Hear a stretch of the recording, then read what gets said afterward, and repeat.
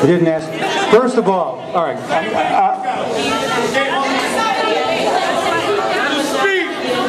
We can clear the house now and we can stop speaking altogether if you want to do that. If you want to keep yelling at us, that's fine. Well, you let your voice be heard and then no one else's voice be heard, then we can all go home. Is that what you want to do? Okay, can we move on to the next one? Okay, now, let's be clear on one thing. This was never intended and is not a hearing on PAVE's request for an extension. That will be coming up. Now, I would have asked and would have hoped that Spencer Robertson would have put himself on the speaker's list or have made a request to us to speak. We have certainly informed him of our intention here. And Mr. Robertson, please sit down, sir. Please sit down. We'll give Mr. Robertson, as you understand, and I hope that you're clear, Mr. Robertson, this was not presented to anybody as the required public hearing that is under the new state education law. This was never presented that way. You're saying no, that was presented as a hearing? Okay, but I'm just saying, let's be clear on all sides on that.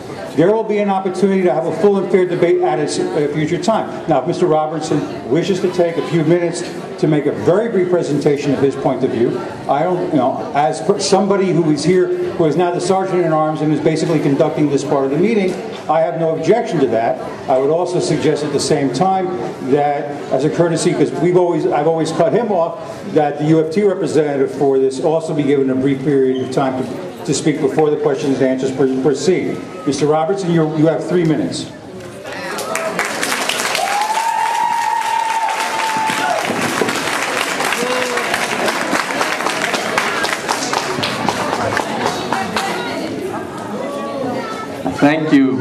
Thank you, everybody. I'm Spencer Robertson. I'm the founder and the director of PAVE Academy Charter School. I want to start by saying, I'm biased, but I am darn proud of the school, that our wonderful teachers, our dedicated teachers, our qualified teachers, our wonderful parents. I encourage people to look around, and when you say that people are from outside the community, I challenge that, and I think that they also take issue with that as well. Again, I want to acknowledge, about a year and a half ago, I stood here. I was, I thought very confidently that we would be out of this building in 2 years. I believe that, and we have worked diligently towards that. I hope you believe that. Not believing it is discrediting the thousands, and I mean thousands, of volunteer hours we have received and help from our Friends of PAVE Academy Board, who looks at sites, reviews documents, and is helping us with this process. On that front, we have, some really exciting news. Their hard work has paid off. In conjunction with an owner, we have indeed signed a contract, both us and the owner, for our own property, for our own school. Yeah, for our own school.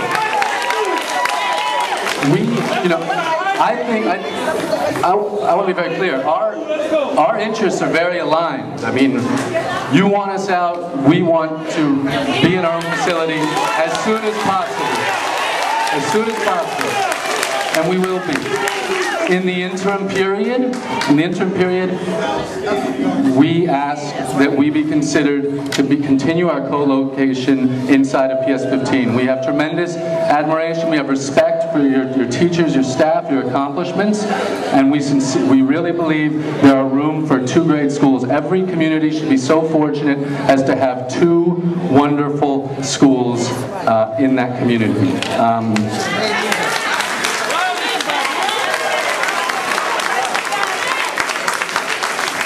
I want to remind somebody of the superintendent's remarks. Community School District 15 is among the most overcrowded districts in the entire city. There are schools that operate at 120% utilization. They don't have the luxury of enrichment rooms and substitute teacher rooms, professional rooms, and all the other ways that those rooms are being used. There's a lot of underutilized space. There's a lot of underutilized space here to support both of our programs. I want to thank you. I also want to say we are a school that is held accountable, just as you are. We are held accountable by our authorizer. So all these claims of unqualified teachers, no accountability, they don't hold any water. We look forward to continuing, hopefully, to working together in PS15. We enjoy sharing space here, and again, we will be out as quickly as possible. Thank you.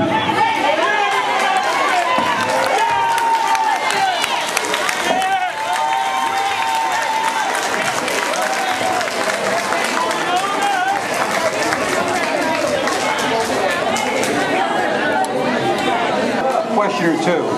One is, I was present at 172 when you first made your proposal and indicated there would be no need to put your school in any school in the district, and that originally the plan was to have your own private location or charter. I was there. I mean, it's one of the problems of institutional memory. Is that approximately 3 years ago, that's the presentation you made to us. I also know that a year and a half ago, when people were desperately trying to see if there could be co-locations outside of the PS15, there was no interest either by you or by the Department of Education for those alternate locations.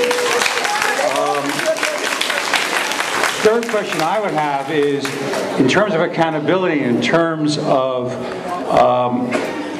assent, I see you're here, you can back up my representation,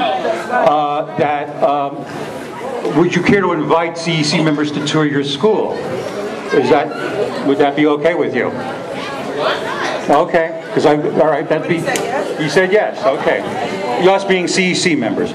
And the last question is, would you care, since you said you've signed a contract, would you care to share that location with the rest of us?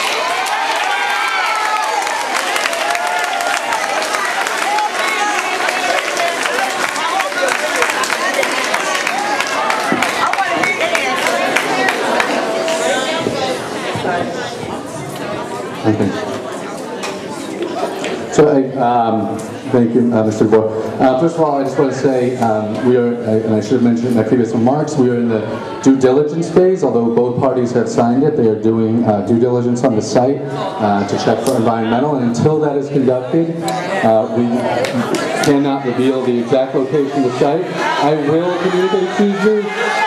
I'll communicate it's in Red Hook, okay? It's inside of Red Hook, on this side of the BQE, and